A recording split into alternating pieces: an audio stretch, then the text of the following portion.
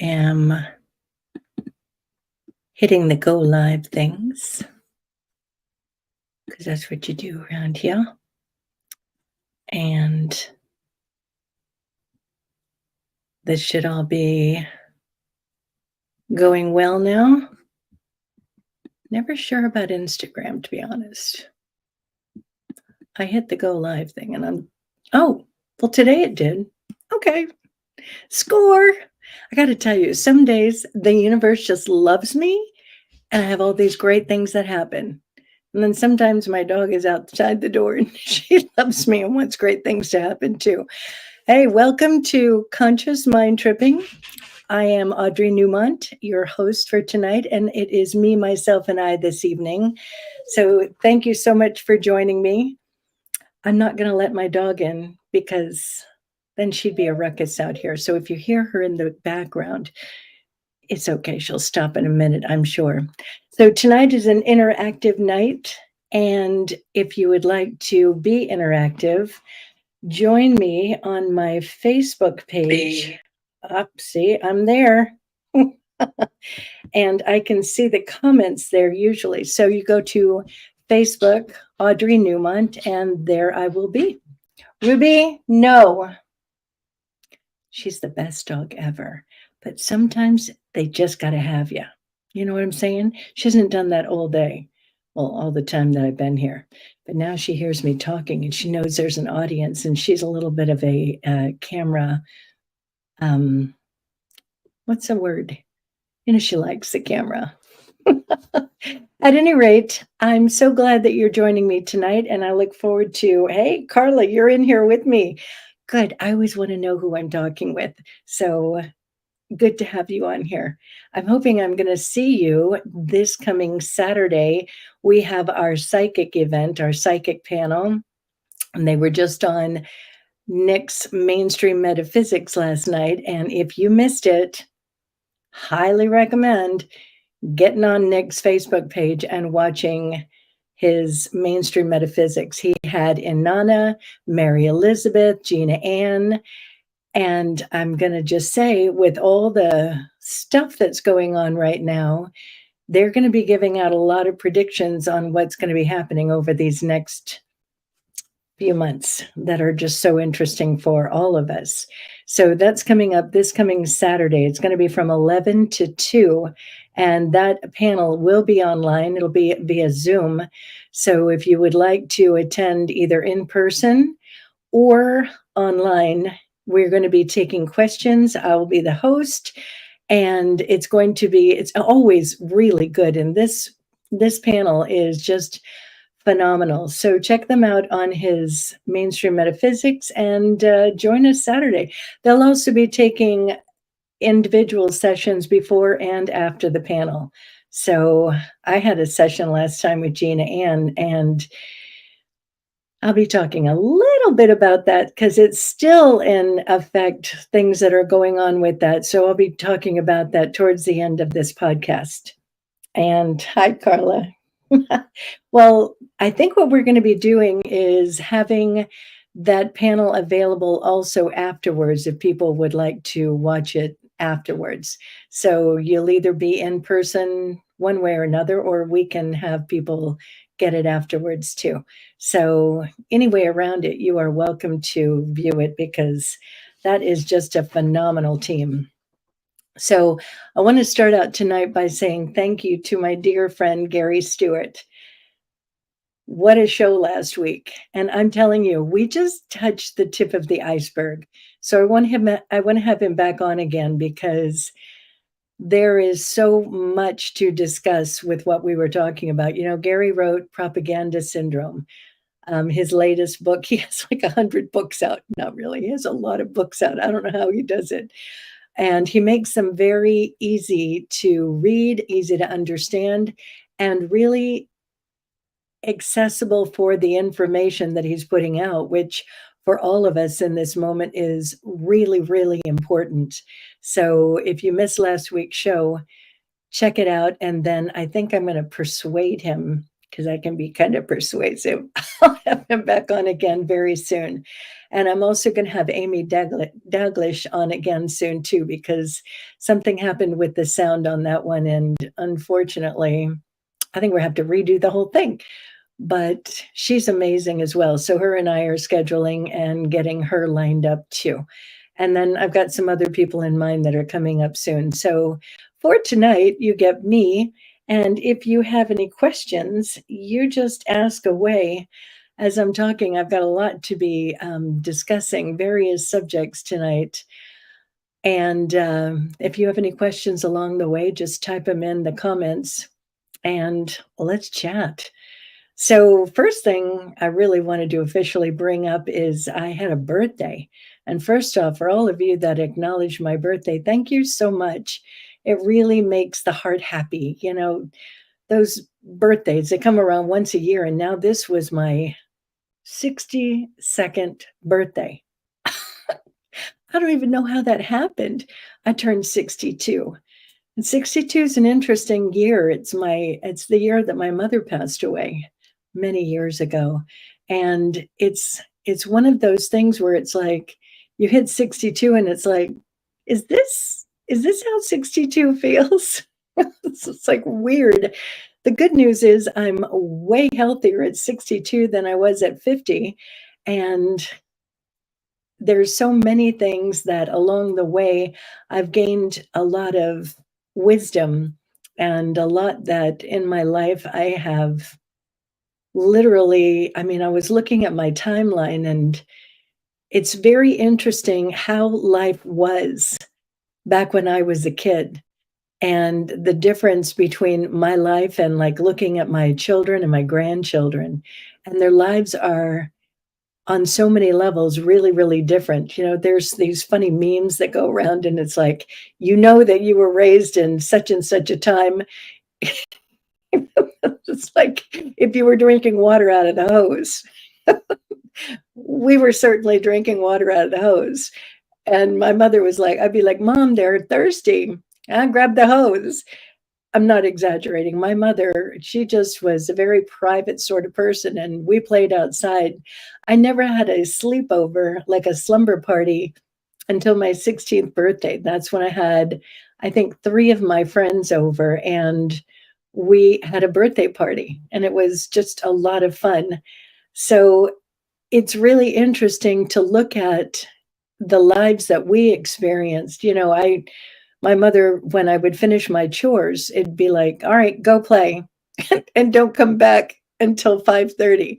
And if you were a minute over 5:30, you were going to be on restriction. So it was like very structured and rigid when I was there at the home. But my brother and I would leave the house and we'd be gone all day, you know, just finding friends to play with and doing stuff. And, you know, I look at kids now and you just can't do that. You just can't say go and be gone for the day for a lot of areas that people live in. It's a different kind of world. Unfortunately, there's a lot of freedom that comes with, you know, going out and just playing with your friends in the neighborhood. And there's also a lot of danger. I mean, there was a few times where I got really seriously hurt and a few times swimming in the lake. Literally, we had this thing. It was, you know, those. It looks like a big thimble sort of thing. It's a thing that has wire that goes around and is really big. We took that and put it in the water, and we would go around with it. And I got stuck in it one time under the water. You know, it's amazing. There were no lifeguards. There were lakes. It was Florida. I think there were gators in it. And we just didn't have a care for that stuff. We just played. And nowadays it's a whole nother world for kids. And so that part about being 62, when I was in my 40s, it was a different world as well, into my 50s. And for those of us that are as old as we are, we're looking at things and we have a different kind of perspective. You know, when I'm talking with you all, there's that controller, which is your mind, you know, your conscious, unconscious mind, that critical thinking. That's the controller. And then the buttons on the top that make everything happen, that intention, attention and perception. And for us that are older, our perception of the world is vastly different from like people who are in their 20s. I work with kids in their 20s. I say kids, they certainly don't want to be called kids, but they're young adults, and their perception of the world is very, very different at their age than mine was. And so when, like Nick and I, we talk about things, he just had his birthday and he turned 69. And so we have a different kind of perception of the world. And because of what we do, we talk with a lot of people about their lives, about what's going on with them, and more importantly, what is their intention and how can we assist them in getting them there. And so when we are talking with them, the challenges that people are facing now are really unique to this time. Like when I was in my 20s, 30s, 40s, the challenges of being in a relationship looked different than they do now. And I'm going to get into that a little bit in the later part of this podcast. So the point that I'm making is it's important to kind of sometimes lean into and look at elders because they see things from a larger vantage point a lot of the time, especially people who have been introspective and who are leading a life where they're looking at various forms of information and different ways of being in the world. There's a lot of spiritual leaders, new thought leaders, even some political leaders that are really showing a way to be now and how to move forward in these lives that we're living in a stronger way, in a much more intentional and, God forsakes, happier way. A lot of people are just not happy right now. And I understand it's like you can cut the tension with a knife. So that's why I wanted to talk about this podcast tonight. If you notice the picture that I did, it's this picture of all these different freeways. And you've got the freeway that's down here, and then the next level of the freeway, and then it's winding around. You go to the next level of the freeway, and, it's like this jumble of freeways. And because I do this book that I'm about to have published, I'm so excited. I'm so excited. I can't even explain to you. My part is finally done, and they're in the process of putting it together now. So it's a game format, and it's about having a game board, and you're going along your game of life. And the game piece is a car. It represents you. It represents the body. The driver is the soul. And there's 3 versions of the driver. There's the number 1 driver. You know what that is. The number 2 driver, that is the adult in the front seat. That's the one that's got the logic, the reason, the deduction. We're driving consciously. We're on an intentional path. See, there's that dog. And then you have the kid in the back seat. Notice the dog barked right at the kid in the back seat part. Sometimes she is a little bit of a kid in the back seat. And that's the one that's got all the feelings. That's the one that is also very fun and festive and spontaneous and innocent and creative and all of that. So the one in the back seat, it's got a lot of a good position, but we have to be the adult sometimes and check that kid in the back seat. So the reason why I showed that picture is when we're in life, you're on that freeway, you're on that bottom level of the freeway, and you're there with all these people. And sometimes that bottom level, it can be like very busy and you feel kind of stuck.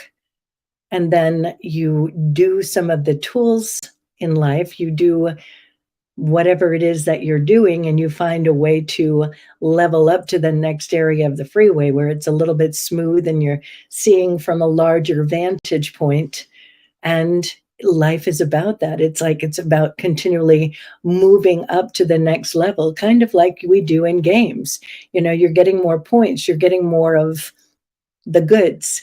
So the reason why I put that there is there's a lot of times where people get stuck.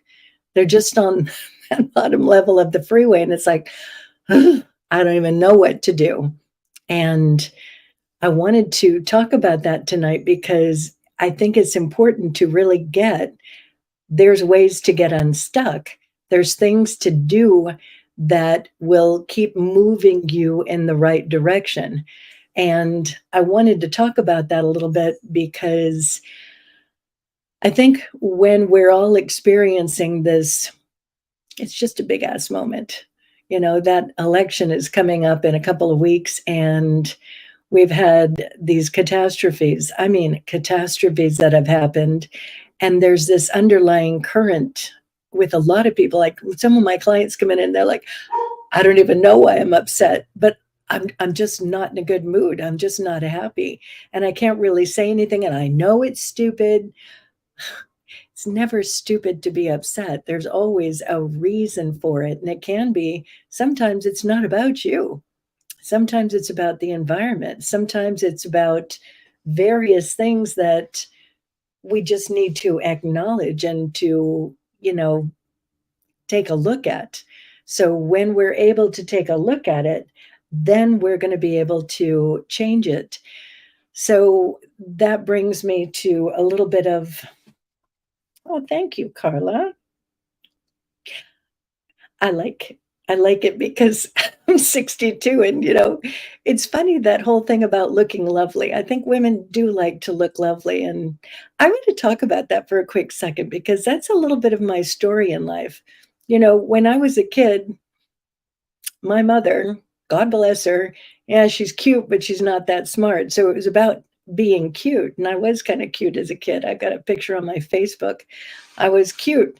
Then I went through a stage not attractive. I mean, at all. I had massive bug teeth, like bad bug teeth, and I had glasses. I was chubby, and I'm gonna say I was a bit of a brat. And so it's like, oh shit, now I'm not cute and I'm not attractive and I'm a brat. It was like a really bad time. Those bug teeth were a really big problem too. I remember I put a rubber band on my teeth and I would hook it on the back of my teeth to help bring those teeth back in because they were a little ridiculous. And so then I got the braces off, the glasses off. I got taller and a little leaner. And then it came with its own set of problems. I said it recently. It's like my best friend didn't want to be friends anymore because now she wasn't as lovely and I got more lovely. That thing about being attractive, being pretty in a life is like there's so many unconscious beliefs that can go along with it. And it's a big deal. I mean, people will do a lot to maintain looking like they did when they were in their 20s or their 30s because there's a belief about what aging looks like. It's like I've got these wrinkles here and I got these wrinkles here, and sometimes my eyes look a little tired. And I just have to look at it and be like, yeah, I guess this is what 62 looks like. I'm not, 22 anymore. And I think there's that part of it where we have to really acknowledge it's like the thing with the car over here. It's like it's an older model at this point, and older models can be fabulous, but it's never going to look like the 22-year version of it. And I think that it's important because in today's world, there's a lot of programming that we take on about how we should look and what is like beautiful or not beautiful. I look at some of the people, and it's not about judging, but it's like there's a lot that we do to maintain like this flawless look sometimes. And it's really, I think it's a challenge. And I think that the more that we gain a perspective, a good perception of how to get older gracefully, I think it really helps, on those days where I'm not feeling all that, um, you know, spicy, let's just call it. It's like, all right, so it's okay. We have to really be with that. Hi, Selena. Hey, Becca. Oh, by the way, speaking of aging gracefully and having all of that where you got your best stuff going, your best foot forward, Miss Becca Hennessy here on YouTube has her channel. It's called The Beauty Whisperer, and she gives us pointers on how to keep the little wrinkles at bay and make things bright and sparkly and glowy. So go check her out on YouTube. It's The Beauty Whisperer with my dear friend Becca Hennessy. Hi, Becca. Even if she's looking feral. Gloria's in the house. Hi, Gloria. Oh, it's so nice to have all of you joining me in here. Hello. Hello, hello, hello. Makes my heart very happy to see all of you guys here.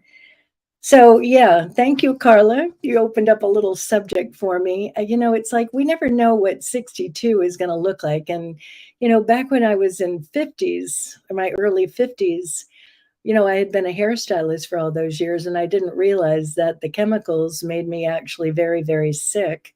And so there was a part of it where there's no more getting the hair done, no more blonde hair, no more putting anything that's toxic. I wanted to get a tattoo at one point, and Jeff Sherman, my first holistic doctor, he was like, Audrey, no, you can't have one. And I was like, but just a little one. And he's like, Audrey, that's not good in your body. And I'd gotten really pretty sick, so it was like nothing toxic was supposed to enter this body. And that means no Botox, none of the other things that a lot of people do. So I really had to learn to embrace the grays a lot more. And I'm just pretending that they're highlights. At any rate, on to another subject. Um, so this next topic, I think is going to be interesting for a lot of people. It's about authenticity and being in relationships. I work with families, I work with couples, I work with all kinds of people. I'm not one of those therapists that I like specialize in something. I have a lot of different types of situations that I deal with. And there is a part of it where when I'm working with people, that thing about being authentic and it's owning your word and allowing another person to kind of be with your word, even if it makes them angry.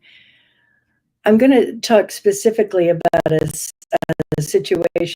Hello, Miss Maria Humphreys. Lovely to have you here, too. I was just saying hi to everybody, and you just jumped in. So I'm going to be more specific about it, and I'm going to talk about a couple, and everybody's always anonymous. Now, this couple, I've known them for a long, long time, and they do well a good portion of the time. And occasionally there are these little squabbles that they get into. And in the moments, sometimes even when you have like the greatest of relationships, people don't hear each other and they think that they do. And they'll look at, like, for instance, the one person in this relationship was like, look, I really want this to happen. I really want these things that make me happy to happen. And the other person said, oh, okay. All right, I'll make that happen. And it didn't happen. And so the person who got upset is like, you're not owning what it is that I want. And I'm working with that person and I'm literally saying, there's something in the subconscious. There's something that the kid in the back seat's got going on. And you're not addressing the back seat. If we don't get to the core beliefs, if we don't get to the stuff of what we've got going on, like, let's back it up a minute. I want you to think about a relationship in your life. And I want you to think about in that relationship, whether it's you or the other person, and you can see that there is a pattern that's happening in the relationship. Maybe you want something, maybe they want something, and it keeps being like everybody is getting upset about the same thing. It's like it happened here, and then it happened here, it happens here. I want you to think about that in your own life. And as you're thinking about it, think about what your part is in this. So we all have a part in it. So, like for instance, with this couple, she had a part, he had a part. And so, in their figuring it all out, a lot of the time, what couples do is like they're doing whatever and they're pointing to the other person, and it's not getting better. They keep doing whatever they're doing. And then a lot of times, what that person does is they get to the point where it's like the person's never going to change. That is way common. So they're never going to change. I guess I just have to put up with it. I've seen that a lot in all of these years. You got to remember, I have been talking intimately with people. Oh God, now we're talking about my age again. I've been doing hair since I was 18. I have been in intimate conversations with people for, good God, I don't even know how many years that is, but it's a long time, 40 plus years at least, right? 44 maybe. I'm not that math person, but in all the time that I talk with people, the amount of time, and this is with therapy sessions as well, people come in and they're like, they're never going to change. I don't see them changing. They're not changing. And the person doesn't look at what they're doing. They're just continually going, they're not changing. So I want you to think about in your own life, are you the person that's not changing? Or are you the person that's possibly saying they're never going to change? I'm just not going to talk about it anymore. I feel like a broken record. I'm just going to, you let it go. So the reason why I bring it up, I've watched people figure out how to change. And I want you to really see what this looks like. Because as I was saying before, when you're on that bottom level of the freeway, it's a lot different than when you're able to find that space to change and you're seeing things from a whole another vantage point. So, like for instance, with this couple, there kept being this thing where the one person was like, I'm not letting this go. I'm going to keep not making it okay. I'm going to keep not making it better. I'm just going to keep being on you because I'm not going to like just make it all right. And so the other person had to get uncomfortable. And in that getting uncomfortable, they had to literally step back and look at what am I doing here? And where is it coming from? So when I say step back and look at what they're doing there, when you're doing, it's that fear into power tool, but there's also doing that timeline work. I cannot express enough. That is like a magic gift when we are able to pull out our timeline and understand, why am I doing something that the other person's not liking? What is that within me that I'll say that I'll change, but then I don't? And then I'll say I'll change and I don't. Why do I keep reverting back to basically unconscious behavior, an unconscious program? So in this particular situation, it got so uncomfortable that the one person had to literally step back and look at, shit, what is this? And it was wildly uncomfortable. And as that person stepped back and they were able to look at what is this thing, because always, every single time, it's either in the 0 to 8 in our program where we take on all of our crap in the 0 to 8 and all the good stuff too, or experiences along the way that cause trauma, that cause whatever that that situation is, or it's a combination of both. So that person was able to step back and be open to making it all right, to not be wrong, and to not be judgmental and just look at what's going on here.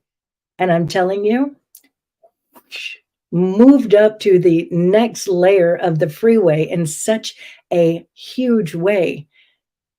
You know, in our relationships, nobody usually ever wants to be like nasty or wrong or bad or hurtful or making the other person feel bad. It's like we get stuck in these habits, we get stuck in these patterns and these ways of being. So when you're able to step back like this person did and see that program, that's where everything gets changed. You're no longer doing a bypass, you know, wanting to, all right, I'll make it better. I'll do the right thing. And then you're not. And I'll do the right thing. And you're not. When you finally see the program and why you would do what you do, then you get to change it.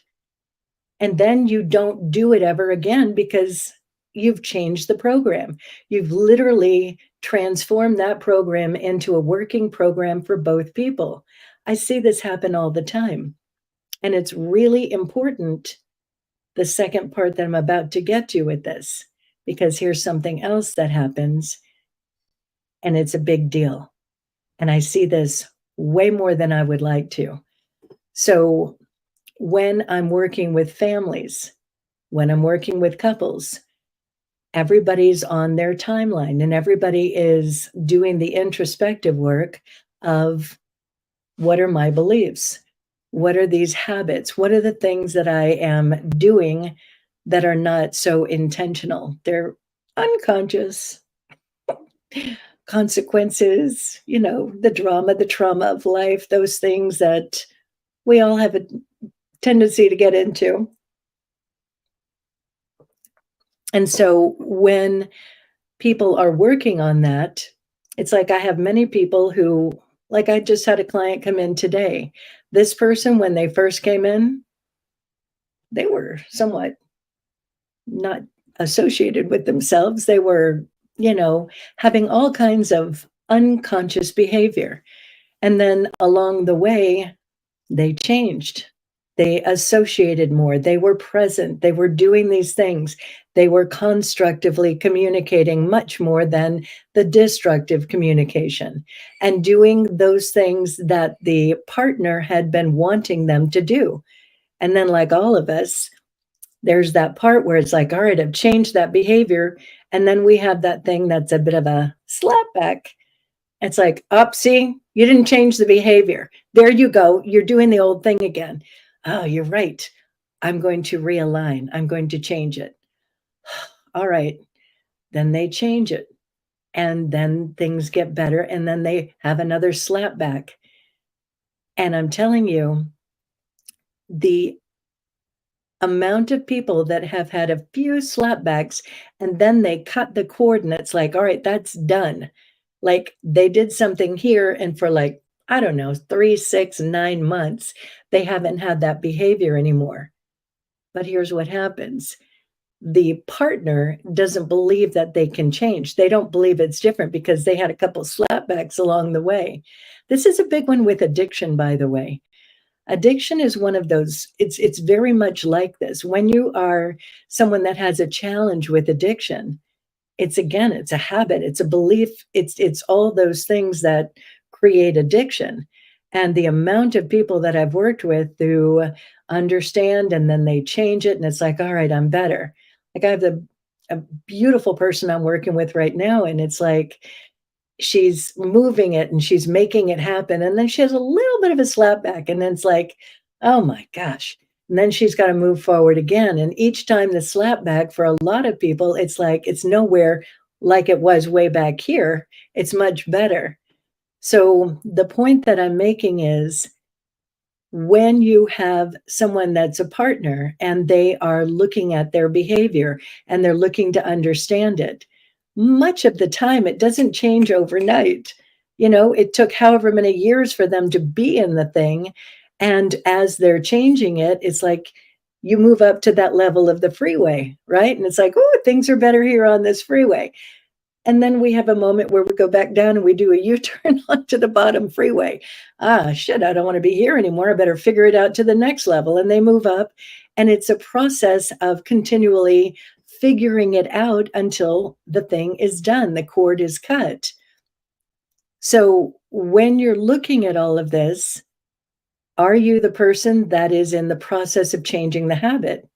A lot of times we are. And we can also be that person that's looking at the other person. And are we looking at them and letting go of what they had done back here and allowing them the grace? Are we putting our attention on, yay, I'm trusting and having faith that this is the last time that we are moving forward, and you're hitting a reset, you're hitting a realignment with them. It's important to look at these things. It's important to really look within yourself. Are you being authentic? Are you actually letting it go? And if it does come up again, are you in a constructive communication with the person and being a good mirror for them? Like this couple I was telling you about, the one had to be a mirror for the other and just keep owning the process of, I won't do this anymore. I want to do something different. And can you do that? And being able to step back and allow the other person the opportunity to change it, to transform it. You know, I think sometimes, especially when couples have been together for a long time, or they have had like a massive challenge along the way, sometimes people have had crazy trauma together where there's all these things that hit one after another and they get exhausted. And it's hard to be in a relationship and find those ways to balance it all out. So the point that I'm making here is this is a really interesting time for all of us. And when you're in a relationship with another person, it's important to look at, what am I doing? You know, a lot of times we're busy pointing, it's like they're not. So you look at, am I being that? Am I holding myself in the highest? Am I doing those things that my partner wants or my family wants or whoever those people are that are important to you in your life? And then the other part of it is, are you communicating with the other person if they are not? Or are you just, I'm just going to put up with it. And then we hold on to it and we get bitter and we get angry and we have that stuff that just never gets worked through. So when you're looking at your relationships, and if there is one that is in a challenge, you want to look at these things and understand what is my part and how importantly, how do I want to move on with all this? Let me see. Selena is like, yes, just be yourself, even if she's looking for all we got there. Oh, Andrea's in the house too. Hi, Andrea. Love having you here with me. So the reason why I bring up all of this is I think it's a moment for all of us right now where we really want to be authentic in our relationships. The other part of it is I just see so much of the time where people don't call the other person on stuff. They just keep being that people pleaser. They just keep making it okay. They just keep not addressing the thing. And when we don't address it, the other person doesn't know. We think, and this, oh my God, this I hear all the time. I would never do that. I don't understand how they can do that. Why do they do that? And I have to every single time be like, because their perception is different from yours. Their belief is different from yours. Their kid in the back seat had whatever their experiences were. They literally have no idea. They can't read your mind. And their perception is completely different. And if you don't address it in a constructive and kind and compassionate way, how are they going to know? Well, they should know.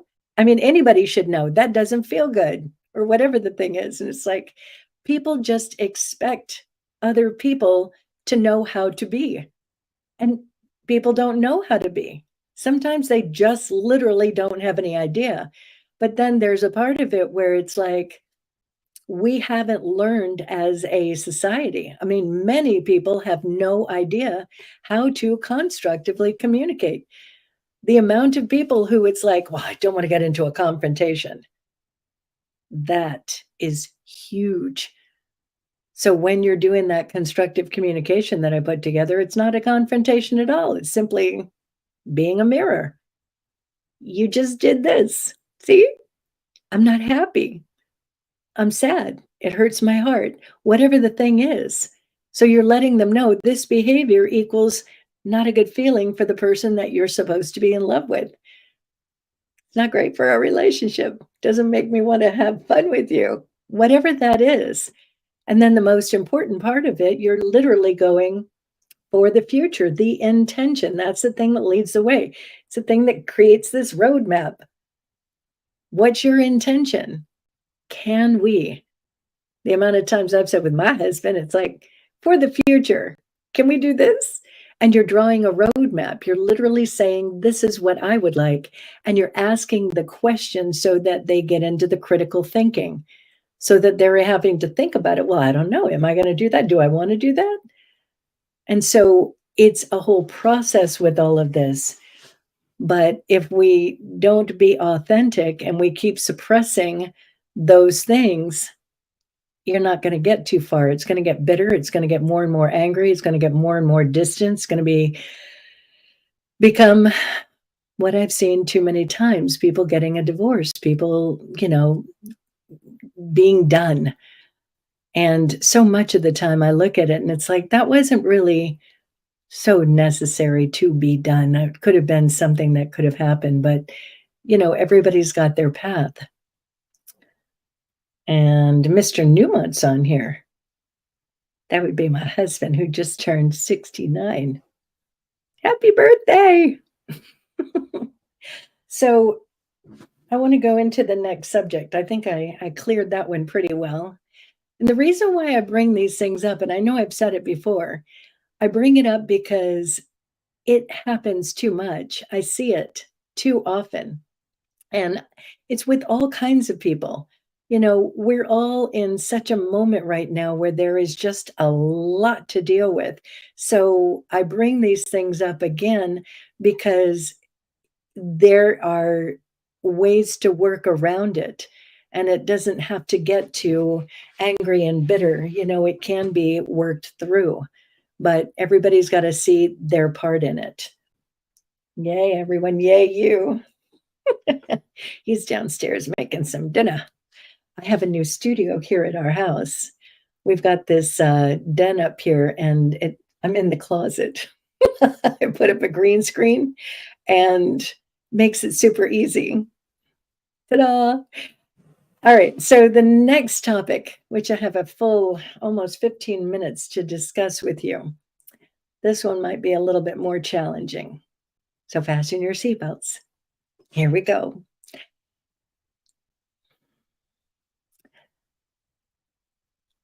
When I say that we're all programmed, we're literally all programmed.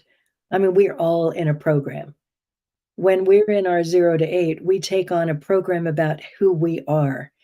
And then when we are in the rest of our life, when we have trauma, when we have drama, when we have different things that are going on, that creates a bit of a program.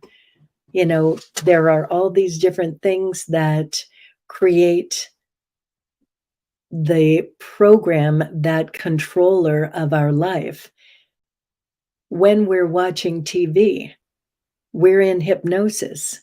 When I say we're in hypnosis, we're suggestible to taking on a program.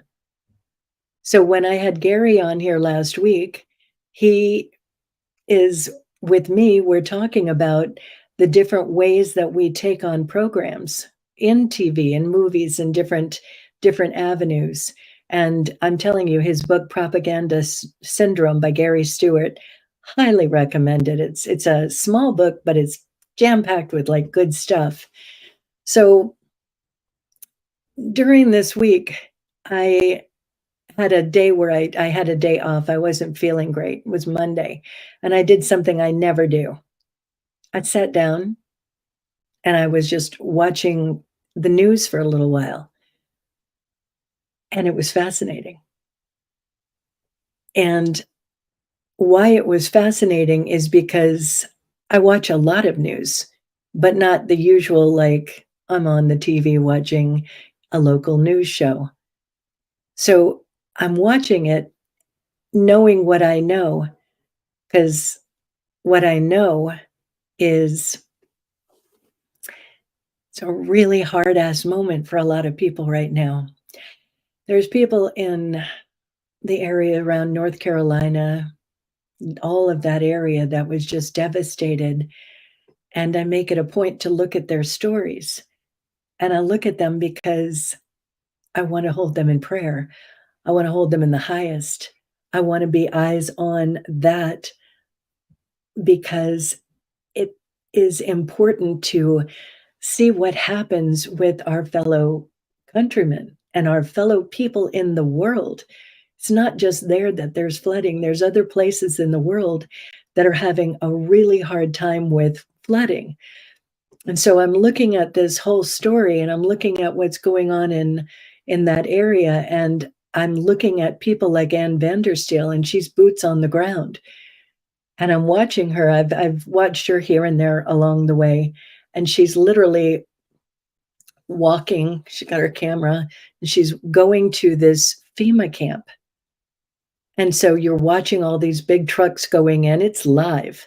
And she goes up to these security guards and she starts talking with them. And the people, the locals around there had told them about it. And they've got, I guess, they can see what's going on in there with drones and whatnot. They put this thing up so fast. And there's all this there as you're watching her. They've got tornado like shelters going in, these huge tornado shelters that are going in. And I'm looking at this and I'm fascinated because it's like all the news that I have been watching, and this has been going on for a while now. This is like weeks since that thing happened. And I've been looking at all these stories of people who are having a struggle and people who have died, people who know people who have died. And you're just looking at this whole story and it's like, where is our government? You know, the people are saying, well, this is what's going on with FEMA. They said they can't come in for this, they can't come in for that. They're literally stopping supplies from going in. And these are people on the ground. These are people who live their lives there, you know, and I'm watching these different stories. And then I'm looking at Ann Vandersteel, and she's got eyes on this like FEMA camp that they're building.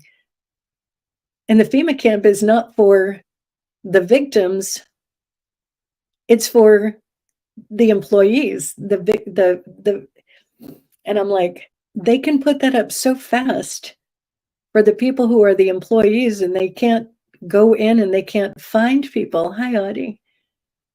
And it's kind of blowing my mind. You know, I'm just literally going, how does that even happen? And I'd said it before, the stories of helicopters where people are manning their own helicopters to come in. And now they're having all these people going in with their tools to clear the road. It's not us. It's the local people who are, you know, going in to help. So I'm looking at all this and it's just like, wow, you know, it's like, it's incredible to me. And so then I'm watching the local news and there's nothing about any of this. There's nothing about any of this, but they're talking about a new way to have cat litter. And they did a whole segment on cat litter. I mean, new cat litter box and why it's important and what that is. I was like, what? There's nothing about what's going on there and how we can help and how people can volunteer and donate and do all of that for our fellow country people. There's nothing. And I mean, I was watching it for a while and it was kind of like, I was just let me just say, shocked. And then as I'm watching further, I watch all this news and I'm watching the commercials, and I'm a hypnotherapist, in case everybody forgot. So as I'm watching the commercials, I see the TV up there and it's like, geez, there's so much mind manipulation just in the commercials.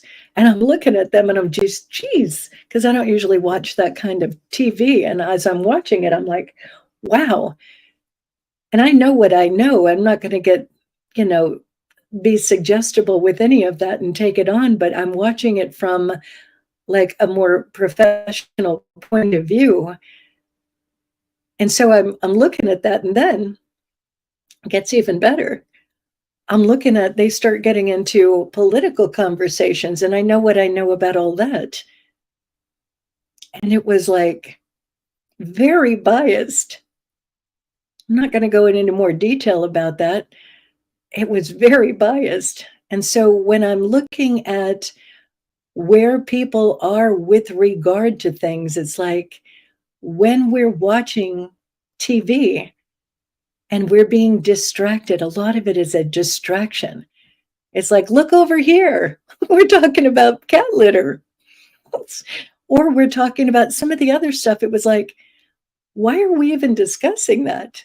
And they're just being bright and bubbly and sunshiny. It's like, look, we're your friends in here. We're your family. We're your buddies. You just watch us every morning. We're with you. And look at this fun thing. Look at this concert. Look at this. Look at that.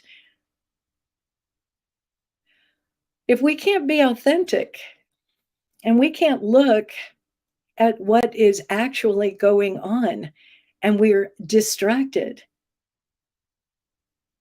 it's a matter of time in that distraction where we're affected.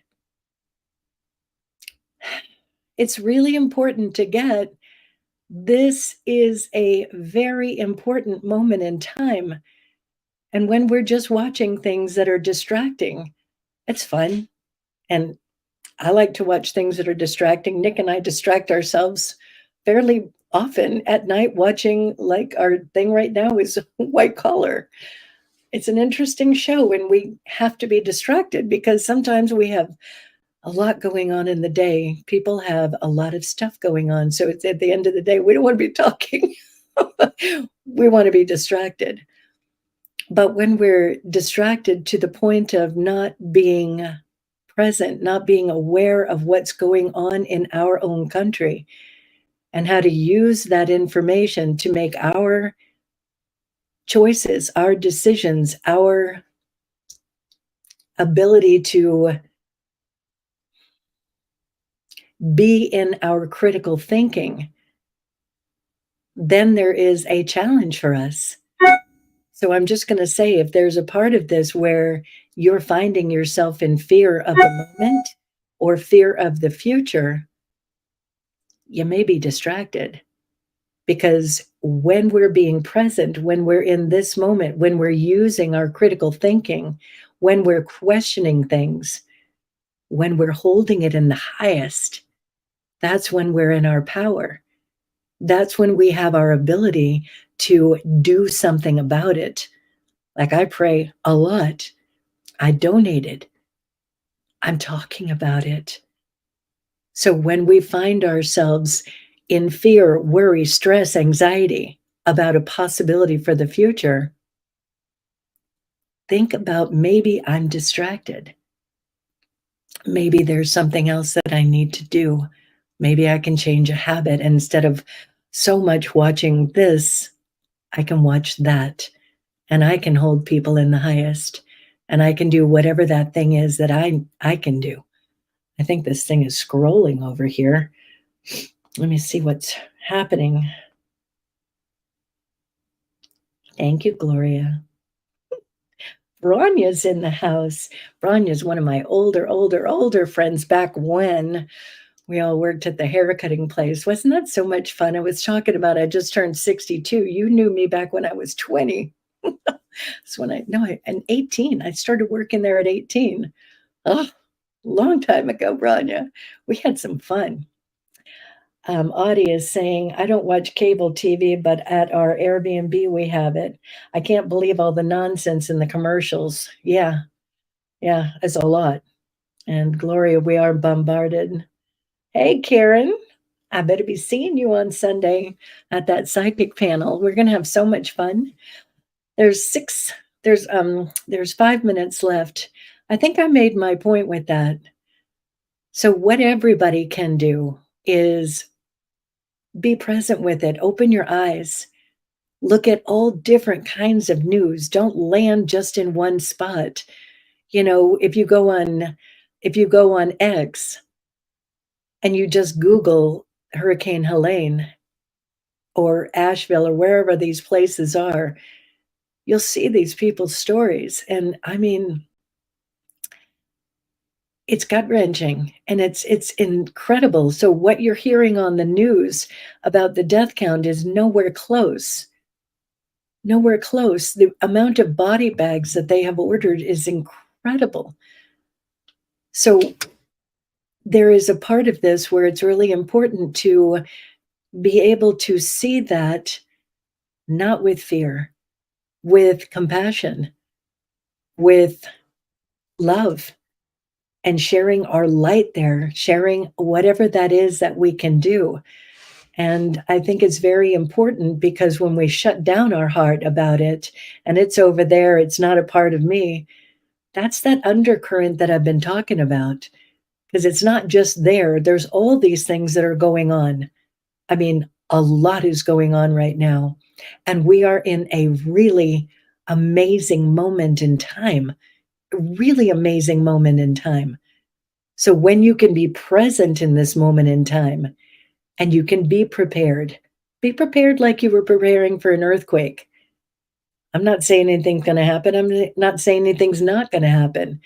But if you're finding yourself in fear, be prepared and know if something happens, I'm prepared to the best of my ability. If you find yourself in fear, imagining stuff, stop the car, check yourself. Am I good? I'm good. I'm going to stay good until I know otherwise. Do anything that you can to recognize what's happening with the kid in the back seat. Hold them close. Be present with that kid and let them know I'm the adult and I'm driving. And I got the number one driver. God's right there, making the road signs along the way. And as I keep driving up and I'm leveling up, I'm owning those road signs and making life better and better and better. We get to do that. I watch people do it all the time. Nick and I do that. But you have to have that trust and that faith in that higher part of us. So, final word of the evening, be authentic with yourself. Be authentic with each other. Find that way to own your word in a powerful, compassionate, kind, respectful way and keep holding the line. Sometimes people don't want to hear it. Sometimes it's like, I don't want to be wrong. I don't want to be bad. Keep holding the line with them and keep loving them as they work through it. All right. All this stuff is super important right now. We got to be there for each other and with each other. You know, that picture of the freeway, we're all on the freeway together. And the more of us that are awake and aware and living in that powerful place, that's quantum physics. We're thinking, we're feeling, we're driving into our greatest destinations. So the more of us that live from that place, that's powerful. And when we're all supporting each other in that place, that's powerful. I have a minute left. So this coming Saturday is our psychic fair. Check it out at newmontcenter.net on our calendar page. And if you want to book with any of the ladies or the gentlemen, you can get a hold of them. All the information is on there. And if you want to be in our audience for the panel, it'll be online and in person. So get a hold of us and we'll give you the details on that. And I think we will be having it available for afterwards, but in this crazy ass moment.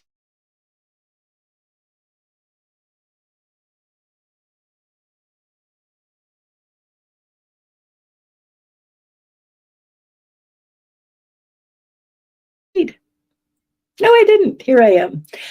So much love to all of you. I will be back again next week on Wednesday, possibly with a guest.